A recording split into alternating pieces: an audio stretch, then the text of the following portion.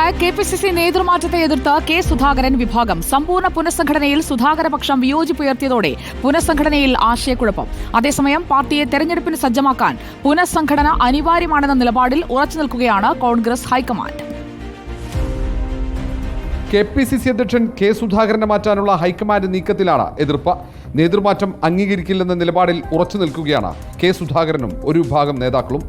സമ്പൂർണ്ണ പുനഃസംഘടന അനിവാര്യമാണെന്ന ഹൈക്കമാൻഡ് നിലപാടിനെയാണ് ഇവർ തള്ളുന്നത്.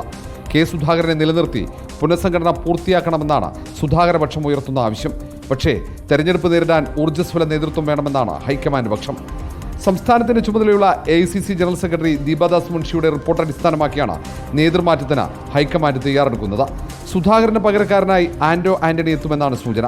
മുൻ UDF കൺവീനർ ബെന്നി ബെഹനാൻ, കൊടിക്കുന്നിൽ സുരേഷ് ഉൾപ്പെടെ നേതാക്കളെ അധ്യക്ഷ പദവിയിലേക്ക് പരിഗണിച്ചിരുന്നു. നിലവിലെ രാഷ്ട്രീയ സാമൂഹ്യ സാഹചര്യങ്ങളാണ് ആന്റോയ്ക്ക് അനുകൂലമായത്. DCC അധ്യക്ഷന്മാരെയും ഉടൻ മാറ്റും. ഈ തവണ KPCCയിലും DCCയിലും ജംബോ കമ്മിറ്റികൾ ഒഴിവാക്കാനാണ് നേതൃതലത്തിലെ ധാരണ. തെരഞ്ഞെടുപ്പ് തന്ത്രങ്ങൾ ആവിഷ്കരിക്കാനും പ്രവർത്തനങ്ങൾ ഏകോപിപ്പിക്കാനും കോർ കമ്മിറ്റി ഉടൻ നിലവിൽ വരും.